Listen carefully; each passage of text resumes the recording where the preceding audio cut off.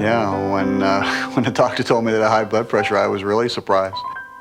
I had never been sick or had any physical problems in my whole life, and to have this happen, it was just devastating. I felt like my life had just suddenly turned around, and that here I was on a downward spiral, you know, and that nothing was going to, that I wasn't going to be my normal self again. I've learned so much about hypertension since I've been diagnosed as having it. I just used to think that because I used to do so many things, and it was just rush here, rush in there, that this was part of it. But now I know that I have to watch my diet and cut down on the salt and just change my whole lifestyle. And I'm really trying hard at it, and it's working. I was not surprised at all when my doctor told me I had high blood pressure, because even though I try to be a fit person, high blood pressure runs in my family.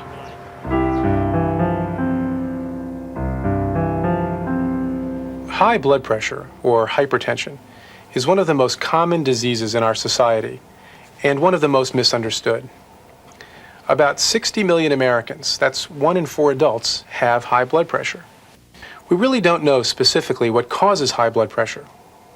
In the vast majority of patients with hypertension, it's simply not possible to identify a specific cause. It's usually due to a combination of factors: your unique heredity, diet and salt intake, the level of activity of your nervous system, the amount of exercise you get, the amount of alcohol you drink, whether you smoke cigarettes, and how heavy you are. All these factors can affect your blood pressure. Let's look at what blood pressure is. The arterial tree, a system of branching tubes that supplies blood to our vital organs, is pressurized and connected to the heart.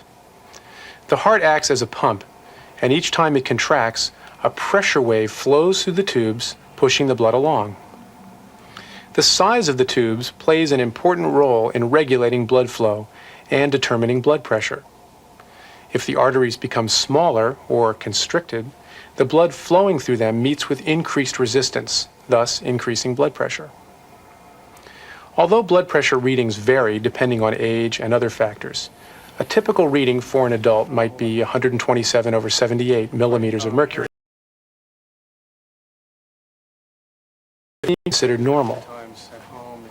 If your blood pressure is chronically elevated, you may be at risk for serious health problems. The good news is you probably can keep your blood pressure under control with a combination of healthy living and medication. What we really need to do is try to figure out whether you have sustained high blood pressure during the typical day. So what I'd like to suggest is that we use this device that we have here. When I go into the doctor's office, my doctor says your blood pressure is elevated, but when I come home, my wife monitors my blood pressure and it seems to be normal.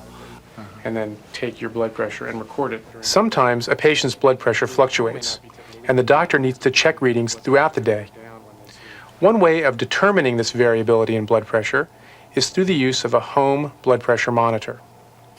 This device allows the patient to take pressure readings at different times and in a variety of circumstances: morning, evening, high stress, and low stress. This way, your doctor can compare the pressure readings you take at home with those he takes in the office in order to help him measure your average blood pressure and formulate a treatment plan. Hypertension occurs with much greater frequency in African Americans. Other high-risk factors include obesity and increasing age. But even people at high risk can make some simple lifestyle changes to help control their blood pressure. The first thing my doctor recommended is that I really watch my diet and what I eat. He wanted me to cut back on fats and try to eat more fruits and vegetables, and I've really been trying hard to do that. My doctor highly recommended I cut back a lot on salt. I'm a heavy salt user, and food just don't taste good without salt. That's what I thought anyway. And it gotten to the point that every time I would come home and sprinkle the salt on my food, my son would just scream. He would take the salt shaker. As a matter of fact, let me show you what he did with the salt in the house. He just took it, taped it all up so I can't use it. Eating a healthy diet and losing weight may help to reduce blood pressure, like reducing salt, fat, and calories.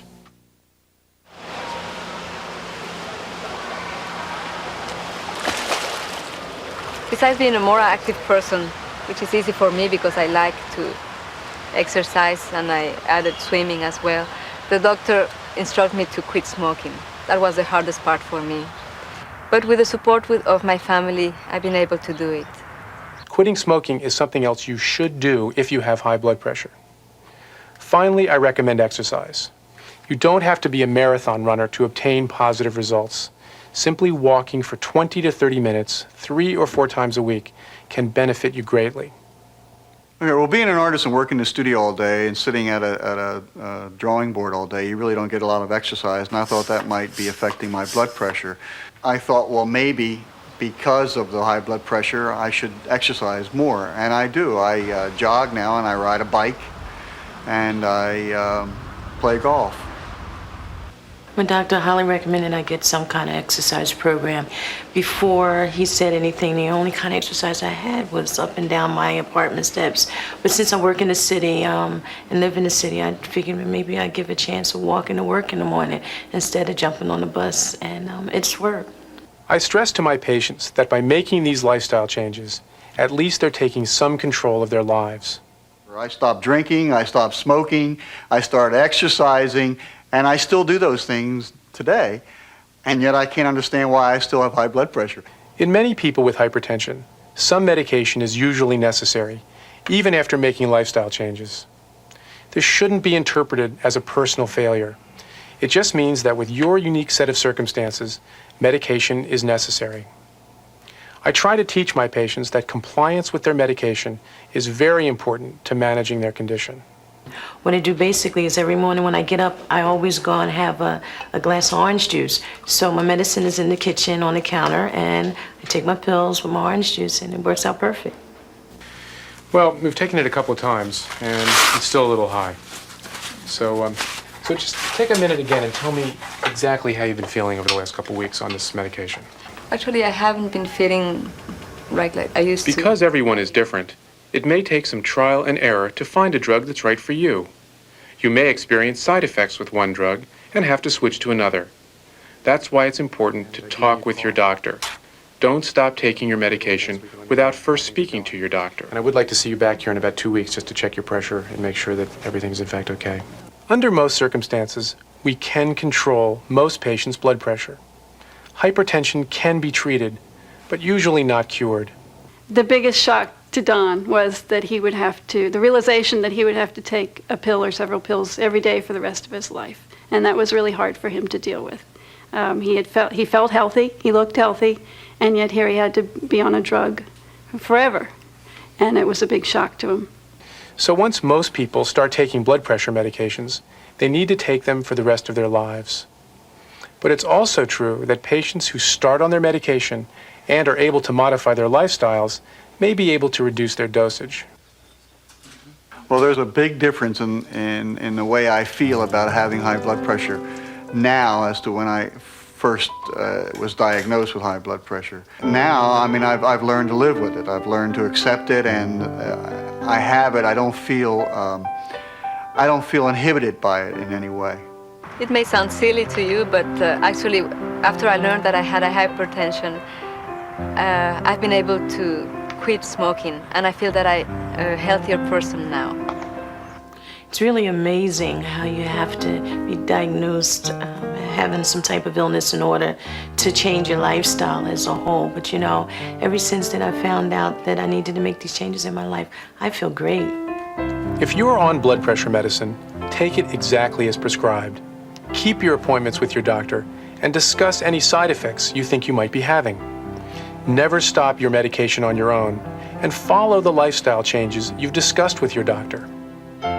Your doctor is responsible for accurately diagnosing your condition, offering appropriate counseling, making an intelligent selection of medication, and closely monitoring your progress. But it's up to you, the patient, to realize that keeping your blood pressure under control is in your own hands.